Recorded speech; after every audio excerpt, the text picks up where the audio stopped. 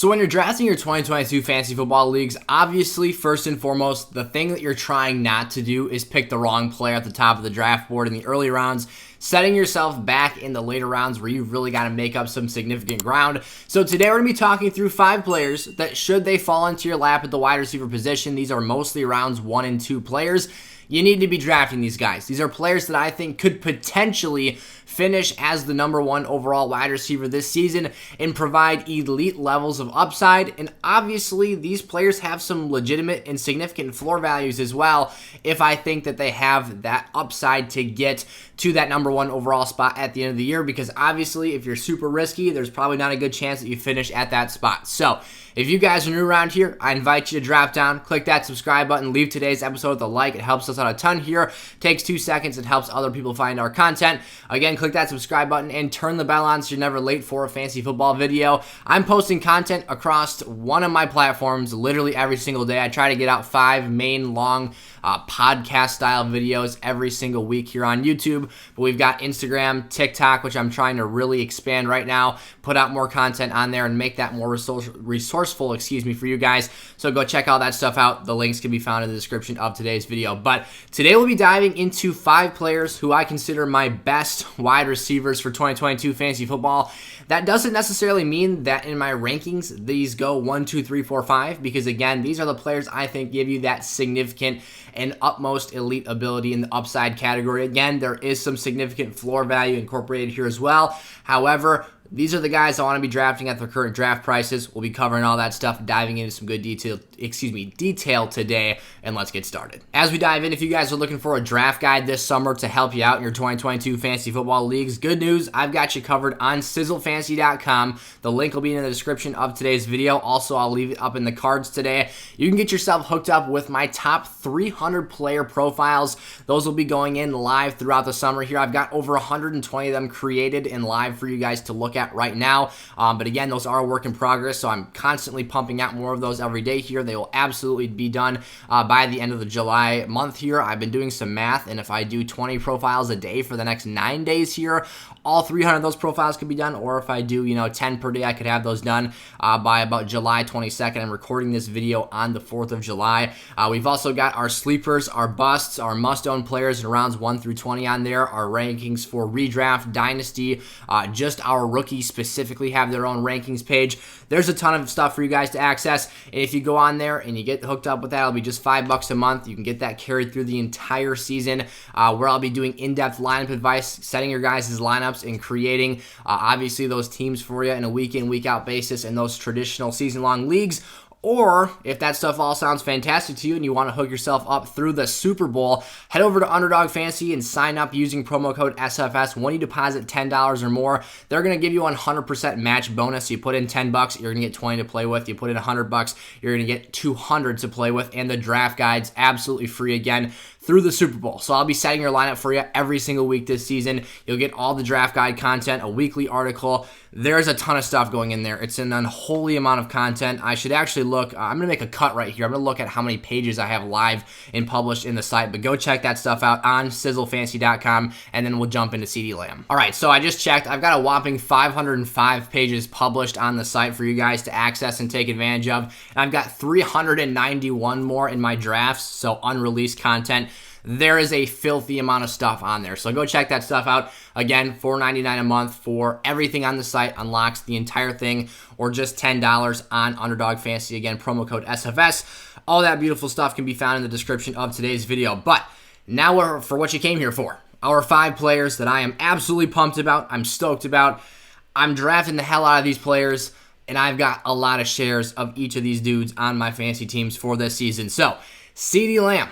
It's time to put some respect on his name. He's maybe had some unwarranted respect placed on his name in seasons prior. We might have jumped the gun a little bit, gotten a bit too excited about what Ceedee Lamb represented in the Dallas offense previously when guys like Amari Cooper were still in town, because it became kind of a muddy water in terms of who's the wide receiver 1, who's the wide receiver 2. It never really separated into a clear 1 and 2 option. It more so became the 1A and 1B type player, where despite the fact that Ceedee led the team in targets last year, he had just 120 of them. So you never really got that elite upside. We haven't seen him get the chance to break that threshold and really extend himself to the next level here. And that's really what I see taking place this year. With Amari Cooper's 104 targets being shipped with him, the targets go along with Amari Cooper, sending those bad boys off to Cleveland for Deshaun Watson. By God, if somehow Baker Mayfield comes back for that team, or Jacoby Brissett to deal with Amari Cooper out in Ohio, Ceedee Lamb sticking in Texas with Jerry Jones and Dak Prescott to handle those things in that business. So this creates a situation for me where Cedric Wilson also left as well, notable. Over 160 total targets between those two players have been vacated from this offense. I think that means a lot of green paper for Ceedee Lamb and Dalton Schultz here at the tight end position. But for this team, there's a lot of work and a lot of opportunity for what was the number 4 team in offensive passing plays per game last year, that being the Dallas Cowboys. It's not nearly as extreme of a situation. Yes, you have Michael Gallup there still, who is a very talented receiver in his own right. He's coming off an ACL injury, though, so I would be a bit cautious with our expectations for him next season. And I think that raises some question marks there in terms of a guy who is a really, to be honest, he's an elite athlete. His leaping ability is insane. In terms of being a pure X receiver that can stretch the field, he is awesome as well. It raises a lot of question marks for what exactly he's going to be able to do in that offense next season. So Ceedee for me is now far and away, clearly and easily the wide receiver 1 for this football team. Again, a high volume passing offense. And Ceedee Lamb, for the first time in his career, I think that we can undelusionally, and yes, I think that there was some delusion. I didn't necessarily ever go balls deep on this delusion, but it is something that I have been excited about. Last year, I remember specifically, I was very, very excited about what Ceedee Lamb could do in this offense. For the first time, we can delusion-free, if that's even a phrase, enter this year with the expectations that Ceedee Lamb could go ballistic and have 150 targets. Now, I would expect that 140 targets might be a bit more realistic. Not all that target volume is going to be soaked up by Ceedee. Obviously, if it was, he would go like 280 targets, so that's not going to happen. You're going to see that dispersed through Jalen Tolbert, their rookie. Michael Gallup, when he's healthy, is going to soak up some more of that usage. The running backs out of the backfield will get some work. And notably, Dalton Schultz, I think, will see a lot of work and volume in the middle of the field for this offense. But the point being here is that we basically just opened up the faucet for the amount of production that can just pour onto our plates from Ceedee Lamb this season. So you absolutely have wide receiver 1 upside. Where I started to go and then really diverted from this path was I was going to say you're starting to get a situation here to a lesser extent of Aaron Rodgers and Devontae Adams, where Devontae had an annual nearly 30% target share in that offense and was completely cooking guys because he's a phenomenal receiver, arguably the best in the game. Ceedee, we've all talked about having that level of talent, being the potential to have top 5 wide receiver skills and athletic ability. Again, he just hasn't been put in a situation where Dallas needed him to produce in that manner for this football team. So that is very much the situation now. There's a phenomenal opportunity for touchdown progression here. He only had 6 TDs in 2021. That could easily go north of double digits and maybe even to the high teens if he becomes really that locked-in target for Dak Prescott this year. He's played in 16 games each of the last 2 seasons, so availability is not something that scares me off here or even really raises some question marks for me. He only had a 20.4% target share. That goes back to the presence of guys like Amari Cooper and Cedric Wilson, the lack of a need for a true alpha wide receiver 1, and he was only 25th in routes run last year. However, he was 12th in yards per route run, so showing you that as that routes run number increases, the productivity will as well, because he's producing at a very high level in terms of his efficiency in the opportunities he's given. So this is a great prospect, a great talent, a guy who in year 3 now can absolutely go nuts and just shed fantasy points all over the table and give us a ton of production as an early second round pick in 12-team formats. Give me that all day long. Mike Evans, very, very similar here. I've raved about Mike Evans this summer. I've talked very highly about him. I'm insanely excited for what he can do in Tampa this season. We're in the offseason right now. His ADP is just a couple picks later, 16.4 overall, so you're talking about still the early second round here, but This is a guy I was actually kind of shocked. I went back and looked at the numbers. He has not had a 120 target season, which Ceedee Lamb is a guy who just did that last year. Mike has not done that since 2018. So you're talking about a player that really going back to 2020 was the first year with Tom in Tampa. So Jameis would have had his final season there in 2019. Really, the second to last year that Jameis was the dude there in Tampa Bay was the last season that Mike Evans cracked that 120 target marker. Now, this is not a guy that really needs to have alpha insane levels of target volume because of the monstrosity of work he does in the red zone, and not even necessarily in the red zone, just in the end zone. This dude scores touchdowns at such a high clip that you don't really need to have him catching 120 passes or having 150 targets on a season because of the fact that his catch percentage is phenomenal because he goes up there at 6'5" and wins jump balls at a 75-25 rate. Now, I don't have the exact statistic, but you get the point here. Mike Evans is a freakishly large human being, and 5'10" corners are not doing justice to him when they're, 7 inches shorter and just getting jumped over by a guy who also has arms twice as long as theirs. So, Mike is doing some great things here. Tampa was number 1 in passing offense last year, number 1 in number 1 in passing touchdowns, that being with Tom Brady. They were number 1 in passing plays per game in the red zone last year and number 1 in passing yards. Evans had just 113 targets to go last season, which was 15 less than Chris Godwin had in 12 games. Godwin is another guy coming off an ACL injury, which opens up the potential that he might not be right week 1. So maybe some more leeway early in the season to get Mike some of those elite target volume games. We're talking double-digit 10, 11, 12 target games there. And even so, once Chris gets right, once Godwin gets totally factored back into this offense, this is still a team that is without Gronk, without Antonio Brown. Yes, Russell Gage is going to get worked in. Either Cade Otton or Cameron Brate are going to be factored in at the tight end position. But Mike Evans, to me, for a guy who has done absolutely monstrous things, who's second in touchdowns with 14 of them in 2021, is going to continue to do things like that. The goal line fade routes with him and Tom Brady are nearly unguardable. And for a guy that had just a 16.4% target share last year, which is easily expected to rise this season, I wouldn't be surprised, to see him get close to 20% here.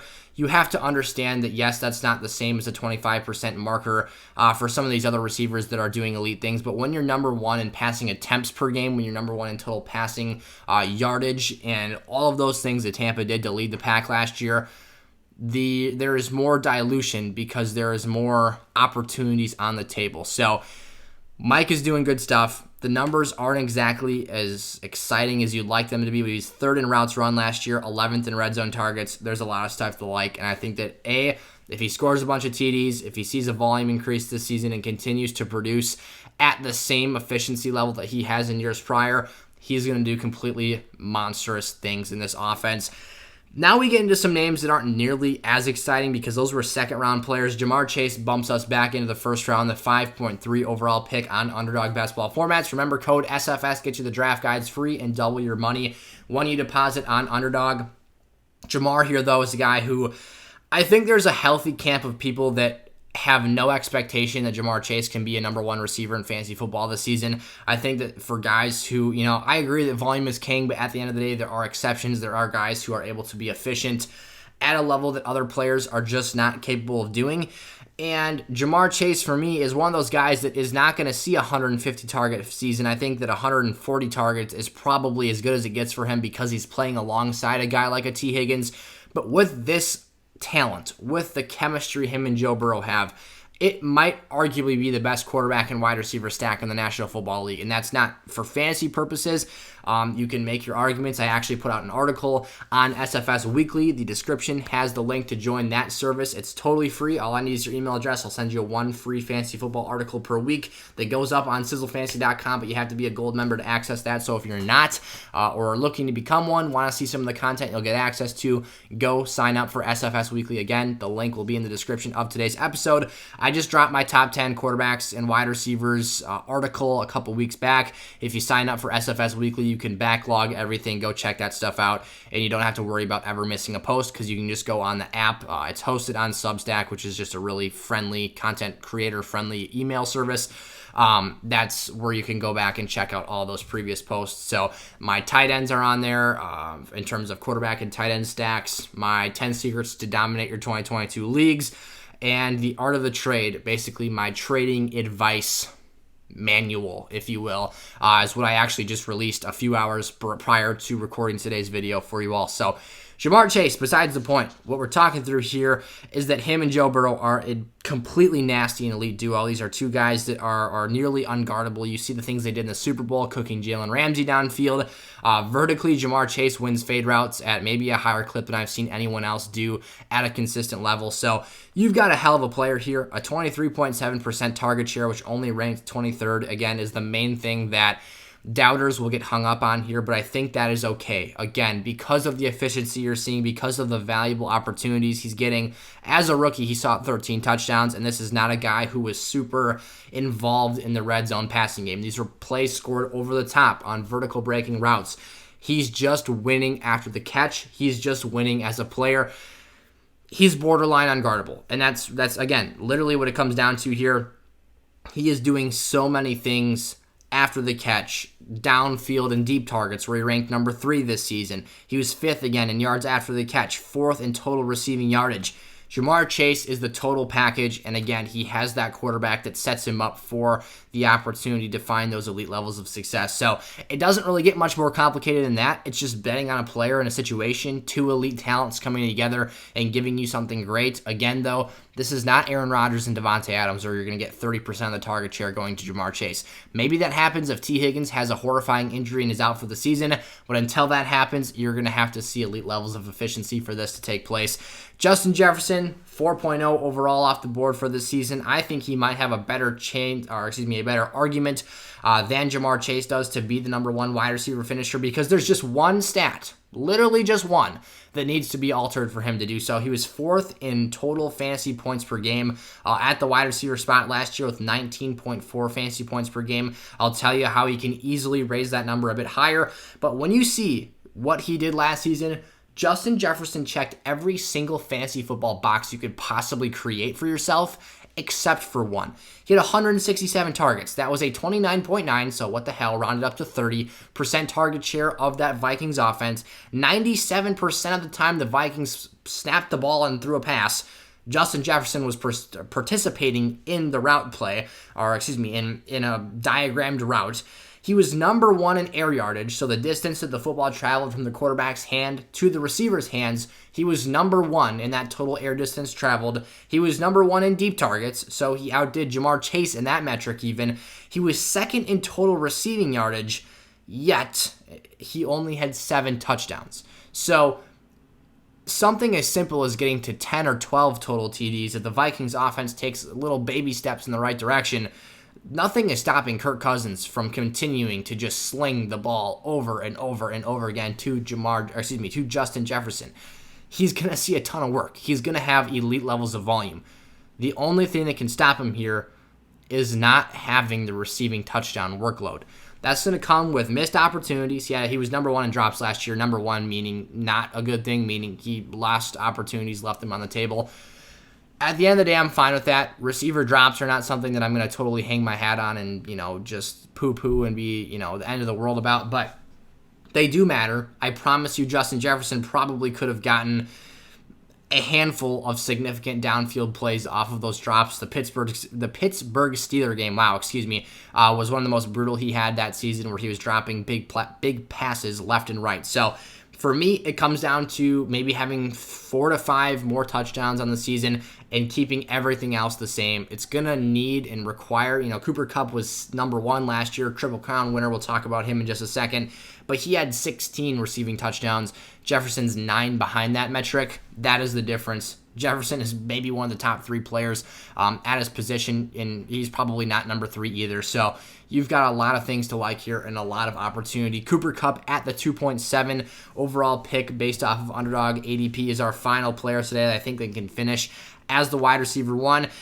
And there's no fancy analysis that needs to be taking place here. I think that this should be more so just a segment to tribute exactly what he did last year, because if he does 80% of that work, he's still a top 3 receiver. If he does 75% of that work, he's still probably a top 5 receiver. Easily, because of the volume he did last year. If he maintains his touchdown production, which is probably the one thing that we expect to fall the most, alongside the fact that he had almost 2,000 receiving yards, these are the 2 things that could potentially hold him back. However, if he's able to maintain, we already saw him do it once. Why not run it back and do it twice? Cooper Kupp easily could be the number 1 receiver for fantasy football in 2022. I will give a quick, I'm not even going to call it a red flag. I'm going to call it like a lightly yellowish flag, because it's like still borderline a green flag, is the fact that A-Rob came into the situation, who has been a number 1 wide receiver for 2 NFL franchises and is still a very, very good player. That is the only thing that could possibly detract me from drafting Cooper Kupp. And you know what? Back up. Hold the phone. Beep, beep. We're scooting back here. Hold on, Gavin. Be careful with your words before you speak them too quickly. There is nothing stopping me from drafting Cooper Kupp. I'll take him every once in a while, the second pick. I'm a big CMC proponent, even though I think that he has a lot of risk. You cannot stop me from drafting Cooper Kupp. Is basically the only pick I will not take him with is number 1 overall. Outside of that, he's fair game on the table. The one thing that could stop me from thinking that he has a chance to be the number 1 overall wide receiver for 2022 is simply the fact that Allen Robinson could come in here and do a significant amount of work that it's laughable to say this, because he had 191 targets this year. Like, oh no, maybe he'll drop down to 170. Like, Kupp can still do astronomical things regardless of how good A-Rob is. I think that's just going to be a testament to Cooper Kupp, how much A-Rob is going to feast in the intermediate routes, crossing and, in routes, dig routes in the middle of the field. He is going to just be killing number 2 and 3 corners for football teams next season. But let's just go back to that tribute here. Cooper Kupp can do massive things. Again, Triple Crown winner. Volume is king here, baby. I think I'm going to have to make a t-shirt for SFS Shop. You can get access to that and see our merch on sizzlefantasy.com. It's right in the top menu section of the website. But number 1 in targets, 191 of those. Number 1 in target share, 31.7%. Absurd. Number 1 in snap share, 94%. Number 1 in red zone targets, 38 of those. And number 1 in receptions with 145. He's Wes Welker, but better hands. He's Wes Welker, but 6'2". He's every elite slot receiver you've ever dreamed of, but 6'2", and has absolute sticky fingers. What's that stuff they used to use? Stickum on their hands. Kupp has natural stickum just built into his DNA here. Absolute beast, PPR machine. He's going to be eaten all year long. So those are our 5 wide receivers that I don't have any question of the doubt could finish as the wide receiver 1. That doesn't mean someone else on this list cannot finish as a number 1 receiver. I'll be making more episodes of these elite upside wideouts and videos to come here. Guys that can be absolutely dominant this upcoming fantasy season, because the wide receiver position, let's be totally honest here, it might just be the most interesting to dive in and consistently break down here on the channel, because there are so many talented players, so many good route runners, so many reasons to be opportunistic and optimistic about situations. Opportunistic meaning like there's insane draft value to be had with some of these really, really good guys that are in phenomenal situations. Think about Jamison Crowder, a guy who has done awesome things as the number 1 slot receiver for both the Washington, we won't say the name, but they were, a different organization at one point in time, the Washington football team, and the New York Jets. He did phenomenal things for those 2 organizations. Now he's catching passes from Josh Allen, where we saw Cole Beasley have over a 20% target share literally every single season he was with them, and I think that Crowder is a better player than Cole Beasley was. And that's just one example of a name of a guy that you can draft in round 11. So receiver, again, is one of the most interesting positions in fantasy football each and every single year. We'll be diving into a ton more information, a ton more content throughout this summer. Again, make sure to drop down, leave a like on today's video, click that subscribe button, turn the bell on so you're never late for an episode here, and check out some of the links in the description of today's video, including sizzlefantasy.com for those draft guides.